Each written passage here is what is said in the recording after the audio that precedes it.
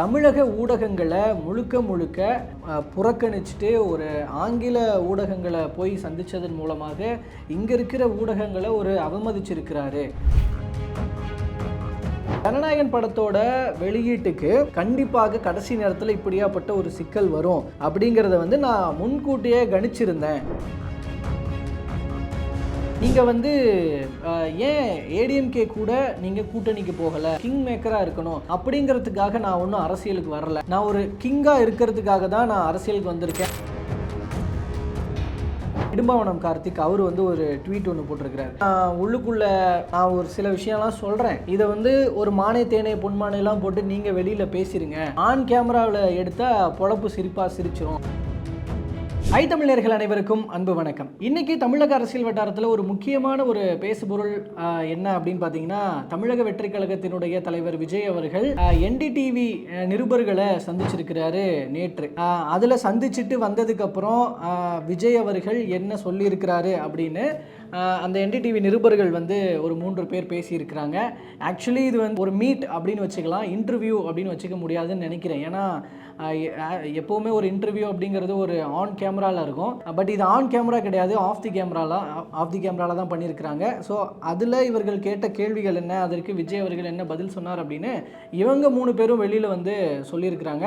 So அதில் என்ன விஷயங்கள் சொல்லப்பட்டது, ஊடகத்தையே சந்திக்காத விஜய் அப்படின்னு ஒரு விமர்சனமாக சொல்லப்பட்டதற்கு இந்த சந்திப்பின் மூலம் விஜய் அவர்கள் முற்றுப்புள்ளி வச்சாரா, அந்த சந்திப்பின் போது விஜய் அவர்கள் என்னென்ன விஷயங்களை குறிப்பாக தமிழக வெற்றி கழகம் தொடர்பாக சமீப நாட்களாக பேசப்பட்டு இருக்கிற விஷயங்களுக்கு என்ன பதில் சொல்லி இருக்கிறார், என்ன ஒரு மெசேஜை இந்த அரசியல் வட்டாரத்துக்கு சொல்லி இருக்கிறார் அப்படிங்கிறது தான் இந்த வீடியோவில் பார்க்க போகிறோம். இதில் முதலாவதாக சொல்லணும்னு நினைக்கிறது, என்டிடிவியில் நேற்று வெளியான அந்த வீடியோ சுமாராக ஒரு 14 நிமிடங்கள் 45 செகண்ட் நினைக்கிறேன். அந்த 15 நிமிஷம் வெளியான அந்த வீடியோவில் 3 பேர் பேசியிருக்கிறாங்க. சிவரூர் managing editor, Vasudha Venugopal political editor and ராகுல் Kanwal editor in chief NDTV. இவங்க 3 பேரும் தான் அந்த வீடியோவில் பேசியிருப்பாங்க. அதில் மேஜராக உள்ள நடந்த விஷயங்களை வெளியில் சொல்லியிருக்கிறது அப்படின்னு பார்த்தீங்கன்னா, ராகுல் கன்வாலும் வாசுதா வேணுகோபால் அவங்க 2 பேரும் சொல்லியிருப்பாங்க. அண்ட் அதை ஹோஸ்ட் பண்ணியிருப்பார் சிவரு. ஓகே, இந்த வீடியோவில் என்னென்ன விஷயங்கள் பேசப்பட்டிருக்குது, அதாவது உள்ள விஜய் அவர்கள் என்ன சொன்னார் அப்படின்னு சொல்லப்பட்டிருக்கு அப்படிங்கிறத ஸ்டெப் பை ஸ்டெப்பாக பார்ப்போம். இதில் முதலாவதாக இந்த கரூர் சம்பவம் எடுத்துக்கணும். ஏன்னா தமிழக வெற்றி கழகத்தினுடைய ஒரு இம்பார்ட்டன்ட் டேர்னிங் பாயிண்ட் அப்படின்னா அது கரூர் சம்பவம் தான். அதில் 41 பேர் பலியான சம்பவம். அது தமிழக வெற்றி கழகத்துக்கு ஒரு மிகப்பெரிய கரும்புள்ளி அவங்களோட அரசியல் பயணத்தில். ஸோ அதில் விஜய் அவர்களினுடைய ஆக்ஷன்ஸ் எப்படி இருந்தது, அந்த சம்பவம் நடந்ததுக்கப்புறம் அவர் எப்படி அதை ஹேண்டில் பண்ணியிருந்திருக்கிறாரு, பெரிதாக அது தொடர்பாக பெரிதான ஒரு வருத்தமான வீடியோவோ இல்லை அவர் ப்ராப்பர் ஒரு தலைவராக செயல்படலைங்க அதில் அப்படிங்கிற மாதிரியான ஒரு விமர்சனம் இங்கே தமிழக அரசியல் வட்டாரத்தில் அனைத்து கட்சி தலைவர்களாலும் முன்வைக்கப்பட்ட ஒரு விஷயமாக இருந்தது.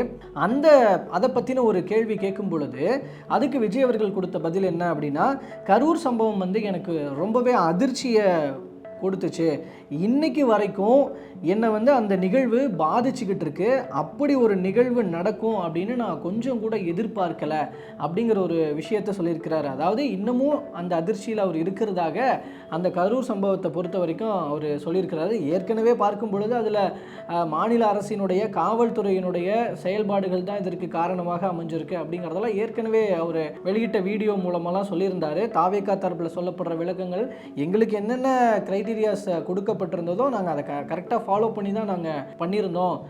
அப்போ அதை மீறி இப்படி ஒரு சம்பவம் நடக்குது அப்படின்னா அது காவல்துறையினுடைய செயல்பாட்டில் ஏற்பட்டிருக்கிற குறைபாடுகள் தான் அப்படின்ற மாதிரியான விஷயங்களை தான் தமிழக வெற்றி கழகத்தினர் சொல்லிட்டு வந்தாங்க. ஸோ இதுக்கு விஜய் அவர்கள் என்ன பதிலளிக்கிறாரு, ஒரு ஊடகம் இதை கேள்வியாக கேட்டு அதுக்கு விஜய் எப்படி இதை ஃபேஸ் பண்ண போறாரு, என்ன பதில் சொல்ல போறாரு அப்படிங்கிறது ஒரு மிகப்பெரிய ஒரு கேள்வியாக கிட்டத்தட்ட ஒரு எம்டி ஸ்பேஸாக தான் தமிழக அரசியல் வட்டாரத்தில் இருந்துச்சு. ஸோ அதுக்கான ஒரு பதில் தான். ஸோ கரூர் சம்பவம் எனக்கு ரொம்ப அதிர்ச்சியை கொடுத்துருக்குது. இப்போ வரைக்கும் நான் அந்த ஒரு பாதிப்பிலிருந்து இன்னும் மீளவே இல்லை. இப்படி ஒரு சம்பவம் நடக்கும் அப்படிங்கிறத நான் கொஞ்சம் கூட எதிர்பார்க்கவே இல்லை. ஸோ இதனோட சோகத்தினால இதனோட தாக்கத்தில் இன்னமும் நான் அதுலேருந்து மீளாமல் தான் இருக்கேன் அப்படிங்கிற ஒரு பதிலை தான் அதாவது கொஞ்சம் விளக்கமாக பார்த்தா அப்படி ஒரு பதிலை தான் விஜய் அவர்கள் கொடுத்துருக்கிறார். ஸோ இதுக்கப்புறம் ஜனநாயகன் பட விஷயம் அப்படின்ற ஒரு விஷயத்துக்கு வந்தோம்னா, ஜனநாயகன் படத்தோட வெளியீட்டுக்கு கண்டிப்பாக கடைசி நேரத்தில் இப்படியாப்பட்ட ஒரு சிக்கல் வரும் அப்படிங்கிறத நான் முன்கூட்டியே கணிச்சிருந்தேன் அப்படிங்கிறத சொன்னார். அவர் ஏற்கனவே அந்த ஆடியோ லான்ச்சில் பேசும்போதும் கூட நான் ப்ரொடியூசர்கிட்ட வந்து நான் சொன்னேன், சார் ரொம்ப குடைச்சல் கொடுப்பாங்க, ரொம்ப படத்துக்கு பிரச்சனை வரும், இதெல்லாம் வந்து ஃபேஸ் பண்ண நீங்கள் தயாரா அப்படின்லாம் நான் கேட்டேன். கேவிஎன் ப்ரொடக்ஷன்ஸும் அவங்களும் வந்து ஓகே அதெல்லாம் பார்த்துக்கலான்னு நான் முன்கூட்டியே சொன்னதுக்கப்புறம் அவங்களும் அக்செப்ட் பண்ணிட்டு தான் இப்போ இந்த படத்தை இது பண்ணாங்க அப்படிங்கிறதெல்லாம் சொன்னார். ஸோ கிட்டத்தட்ட அதே மாதிரியான ஒரு பதில் தான் இது. என்னோட படம் வந்து அரசியல் காரணங்களுக்காக தான் நெருக்கடிக்கு உள்ளாகி இருக்கு அப்படிங்கிறது. ஆக்சுவலாக இது வந்து தாவேகாவினர் வந்து ஊடகங்களில் பேட்டி கொடுக்குறவங்க கூட இந்த ஜனநாயகன் பிரச்சனையை பேசும் பொழுது ஒரு முழுக்க இது வந்து பாஜகவினுடைய ஒரு செயல்பாடு அப்படின்றத ரொம்ப ஓப்பனாக பேசாமல் தான் இருக்கிறாங்க, தவிர்க்கிறாங்க. ஆக்சுவலி சொல்ல போனால் சிபிஎஃப்சியோட அதை முடிக்கிறாங்க. வழக்கு நிலுவையில் இருக்கிறதுனால அதை பேச மாட்டோம் அப்படிங்கிறதெல்லாம் சொல்கிறாங்க. அதாவது அவங்க மனசில் நினைக்கிறத வெளியில் ஓப்பனாக பேச முடியாத சுச்சுவேஷன் தான் ஜனநாயகன் விவகாரத்தில் இருக்குது. ஏன்னா அது கேஸ் போயிட்டு இருக்கிறதுனால இதில் கூடுதல் பிரச்சனைகள் எதுவும் வேண்டாம் அப்படின்னு விஜய் அவர்கள் நினைக்கிறதுனாலையும் தாவேகாவினர் நினைக்கிறதுனாலையும் அதை பெருசாக பேசாமல் இருக்கிறாங்க. ஸோ அப்படியாப்பட்ட ஒரு சுச்சுவேஷனில் தான் இது வந்து முழுக்க அரசியல் காரணங்களுக்காக மட்டும்தான் நெருக்கடிக்கு உள்ளாகி இருக்கு அப்படிங்கிறத வந்து விஜய் அவர்கள் சொல்லியிருக்கிறாரு. இதுக்கு நான் வந்து மனசளவில் நான் ஆல்ரெடி ப்ரிப்பேர்டாக தான் இருந்தேன் அப்படிங்கிறதையும் சொல்லியிருக்கிறாரு. ஆனால் படம் தள்ளி போனதால் தயாரிப்பாளருக்கு ஏற்பட்ட நெருக்கடிக்காக நான் வருந்துறேன் அப்படிங்கிறதே சொல்லியிருக்கிறார். இதுக்கு ஸோ தயாரிப்பாளருக்கு தனிப்பட்ட முறையில் இவர் என்ன மாதிரியான கன்வின்ஸ் பண்ணியிருக்கிறார், ஆறுதல் சொல்லியிருக்கிறார் அப்படிங்கிறதுலாம் அது அவங்களுக்கு தெரியும். ஆனால் இந்த மாதிரி நான் வருந்துறேன் அப்படிங்கிறத விஜய் அவர்கள் இந்த ஜனநாயகன் பட விவகாரத்தில் சொல்லியிருக்கிறார். ஓகே, இதில் இதுக்கப்புறம் ஒரு முக்கியமான ஒரு அவரோட முழுக்க அரசியல் பயணம் சார்ந்த கேள்வியாக வைக்கப்படுது. நீங்கள் வந்து ஏன் ஏடிஎம்கே கூட நீங்கள் கூட்டணிக்கு போகலை அப்படின்ற மாதிரியான ஒரு கேள்வி. ஏடிஎம்கே தொடர்பான ஒரு விஷயம் வரும்பொழுது அங்கே ஒரு சொல்கிற ஒரு விஷயம் அப்படின்னா கிங் மேக்கராக இருக்கணும் அப்படிங்கிறதுக்காக நான் ஒன்றும் அரசியலுக்கு வரல அப்படின்னு சொல்கிறாரு. அது மூலமாக நான் ஒரு கிங்காக இருக்கிறதுக்காக தான் நான் அரசியலுக்கு வந்திருக்கேன் அப்படிங்கிறதுல ரொம்ப தெளிவான ஒரு பதிலாக அவர் சொல்லியிருக்கிறாரு.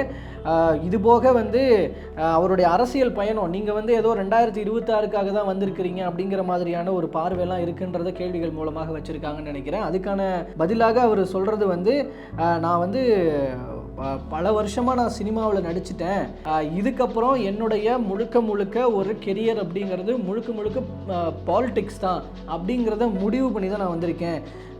இனி அரசியல் செய்வது அப்படின்னு தீர்மானித்து தான் நான் வந்திருக்கிறேன். இந்த மாற்றம் அத்தனை எளிதாக நடந்துடலை. அரசியலில் என்னோட ரோல் மாடல் வந்து எம்ஜிஆர் ஜெயலலிதா தான் இப்படிங்கிறதெல்லாம் சொல்லியிருக்கிறாரு. அதாவது நான் ஏதோ சொல்கிறாங்க சும்மா விஜய் அவர்கள் இந்த 2026 வரைக்கும் தான் வருவாங்க இருப்பார், அதுக்கப்புறம் திரும்ப படம் நடிக்க போயிடுவார் இப்படிங்கிற டாக்ஸ்லாம் ஓடிக்கிட்டே தான் இருக்குது. அப்போது இதுக்கான ஒரு பதிலாக தான் இந்த பதிலை நம்ம பார்க்க வேண்டியிருக்கு. ஸோ இனிமேல் என்னுடைய கெரியர்ன்றது அரசியல் மட்டும்தான், முழுக்க அரசியலுக்காக மட்டும்தான் நான் வந்திருக்கேன் அப்படிங்கிற ஒரு பதிலை சொல்லியிருக்கிறாரு. நான் என்ன செய்யணும் அப்படின்னு நினைக்கிறேனோ அதில் நான் ரொம்ப உறுதியாக இருப்பேன். என்னோட கோல்ஸ் என்ன, என்னோட இலக்குகள் என்ன அப்படிங்கிறத பற்றி நான் தெரியாமலாம் எதையும் செய்யவே மாட்டேன். அந்த வகையில் அரசியல் தான் என்னோட எதிர்காலம் அப்படின்னு நான் முடிவு செஞ்சுட்டேன் அப்படின்னு ஒரு பதிலை கொடுத்துருக்கிறாரு. ஸோ இது மூலமாக அவர் ரொம்ப உறுதியாக தான் அரசியலுக்கு வந்திருக்கிறாரு அப்படிங்கிறது இந்த பதில் மூலமாக புரிஞ்சுக்கப்படுது. ஸோ இதுக்கப்புறம் வந்து ஒரு அரசியலில் விஜய் அவர் ஒரு நிலையில்லா தன்மையில் தான் இருக்கிறாருன்ற மாதிரியான விமர்சனங்கள் இதுக்கப்புறமும் கிளப்பப்படுமா அப்படிங்கிறத நம்ம பார்க்க வேண்டியிருக்கு. ஸோ இந்த மாதிரி தான் இந்த ஹோல் கான்வர்சேஷன் முடிஞ்சிருக்கு. இந்த கான்வர்சேஷனை உள்ள நடந்ததை பற்றி அந்த 3 என்டிடிவி நிருபர்கள் வெளியில் பகிர்ந்ததன் மூலமாக இப்போ இந்த விஷயம் வெளியில் வந்திருக்கு. சென்னையில் வந்து அவங்க விஜய் அவர்களை சந்திச்சிருக்கிறாங்க. இதற்கப்புறம் இது வந்து ஒரு ஆஃப் தி கேமராவில் ஒரு நேர்காணல் மாதிரி போன இப்படி ஒரு விஷயம் ஒரு ஆன் கேமராவில் நடக்கணுன்ற ஒரு எக்ஸ்பெக்டேஷனோடு நாங்கள் இருக்கோம் அப்படிங்கிறதையும் வந்து அந்த என்டிடிவி நிருபர்கள் விஜய் அவர்கள்கிட்ட தெரிவித்ததாகவும் சொல்கிறாங்க. ஸோ ஆன் கேமரா இன்டர்வியூ வருமா, எலெக்ஷனுக்கு முன்பாக வருமா அப்படிங்கிறத நம்ம பொறுத்திருந்து பார்க்க வேண்டியிருக்கு. அது ஒரு இந்த ஒரு சந்திப்புன்றது எதிர்பார்ப்பையும் கிளப்பி இருக்கு. ஸோ ஃபைனலி இந்த ஒரு முழுக்க இப்படியாப்பட்ட விஜய் அவர்களினுடைய இந்த ஒரு என்டிடிவி நிருபர்களை சந்தித்தது இந்த நிகழ்வு தொடர்பாக இங்கே தமிழக ஊடகங்கள் என்ன பேசிட்டு இருக்கிறாங்க அப்படிங்கிற ஒரு விஷயம் இருக்கு இல்லையா. சில ஊடகவியலாளர்கள், சில பத்திரிகையாளர்கள் அவங்கெல்லாம் முன்வைக்கிற கருத்து, சமூக வலைதளங்களில் முன்வைக்கிற கருத்து, ஒரு மாற்று கட்சியை சேர்ந்தவர்கள் ஒரு சிலர் அவங்களாம் முன்வைக்கிற கருத்து என்னவா இருக்குன்னா, தமிழக ஊடகங்களை முழுக்க புறக்கணிச்சுட்டு ஒரு ஆங்கில ஊடகங்களை போய் சந்தித்ததன் மூலமாக இங்கே இருக்கிற ஊடகங்களை ஒரு அவமதிக்கிறாரு விஜய் அவர்கள் அப்படிங்கிற ஒரு எதிர் விமர்சனத்தை முன்வைக்கிறாங்க. அண்ட் மோரோவர் பார்த்திங்கன்னா இப்போ இதில் இன்னொரு பார்வையும் கிட்டத்தட்ட கொஞ்சம் ஒரு சந்தேகமும் கிளப்பப்படுது. என்டிடிவி சைட்லேருந்து அவங்க கொஞ்சம் பாஜக ஃபேவராக செயல்படுறாங்க. ஸோ அதனால் கிட்டத்தட்ட ஒரு பாஜகவோட அஜெண்டா அடிப்படையில் இந்த ஒரு ஒட்டுமொத்த செட்டப்பும் க்ரியேட் பண்ணப்பட்டிருக்கலாம் இப்படின்னு ஒரு சந்தேகம் ஆக்சுவலி கிளப்பப்படுது. இப்போ இதில் இன்னொன்று இந்த மாதிரி விஜய் அவர்கள் இப்படி சந்திச்சல மாற்றுக் கட்சியை சேர்ந்தவர்கள் சொன்னாங்கன்னு சொன்னேன் இல்லையா, அதில் இப்போ இடும்பாவனம் கார்த்திக் அவர் ஒரு ட்வீட் ஒன்று போட்டிருக்கிறார். அந்த ட்வீட்டில் இந்த மாதிரி நான் ஒரு சில விஷயம்லாம் சொல்கிறேன், இதை ஒரு மானை தேனை பொன்மானைலாம் போட்டு நீங்கள் வெளியில் பேசிடுங்க, ஆன் கேமராவில் எடுத்தால் பொழப்பு சிரிச்சிரும் அப்படிங்கிற மாதிரியான ஒரு கமெண்ட்டை பாஸ் பண்ணியிருக்கிறார். அதான் ஆன் கேமராவில் ப்ரெஸ்ஸை சந்திக்காத வரைக்கும் இந்த ஒரு குற்றச்சாட்டோ இல்லை ஒரு விமர்சனங்கிறது கண்டிப்பாக தொடர்ந்துக்கிட்டே தான் இருக்க போகுது. ஆஃப் தி கேமராவில் நடந்த இந்த மாதிரியான ஒரு மீட், ஒரு பார்ஷியல் நேர்காணல் ஆன் கேமராவில் நடக்குமா அப்படிங்கிறது இப்போது அரசியல் வட்டாரத்தில் விஜயை நோக்கி, தமிழக வெற்றி கழகத்தை நோக்கி எழுப்பப்படுகிற ஒரு கேள்வியாகவும் ஒரு எதிர்பார்ப்பாகவும் மாறி இருக்கு. இதில் ஃபர்தராக என்னென்ன நடக்க போகுது, விஜய் அவர்களினுடைய இந்த மாதிரியான ஒரு முன்னெடுப்பை மற்ற அரசியல் கட்சி தலைவர்கள் என்ன நினைக்கிறாங்க அதை பற்றி அப்படிங்கிறதெல்லாம் அவ்வளோதான் இன்று மேக்ஸிமம் தெரிய வந்துடும். அடுத்தடுத்து எல்லாரும் கேட்க ஆரம்பிப்பாங்க, ஒரு கட்சி தலைவர்கள்கிட்டே அவங்க பதில் சொல்லும் மூலமாக தெரிய வந்துடும். மக்கள் இதை எப்படி பார்க்குறாங்க அப்படிங்கிறது அதுவும் கூடிய சீக்கிரம் மக்கள் மத்தியில் பேசுபொருளாவதன் மூலமாக தெரிய வரும்னு நினைக்கிறேன். ஸோ விஜய் அவர்களினுடைய இந்த சந்திப்பை பற்றி நீங்கள் என்ன நினைக்கிறீங்க? இந்த கேள்விகளை அவர் ஃபேஸ் பண்ணியிருக்கிற விஷயம், இதில் அவர் அரசியல் வட்டாரத்துக்கு என்ன மெசேஜை சொல்ல வராரு அப்படிங்கிறது, இதை பற்றிலாம் இந்த ஒட்டுமொத்த விஷயத்தை பற்றி நீங்கள் என்ன நினைக்கிறீங்க அப்படிங்கிறத கமெண்ட்டில் கண்டிப்பாக தெரியப்படுத்துங்க. மறுபடியும் அடுத்த ஒரு அரசியல் விவகாரம் தொடர்பான கருத்துக்களோடு, தகவல்களோடு உங்களை நான் சந்திக்கிறேன். நன்றி.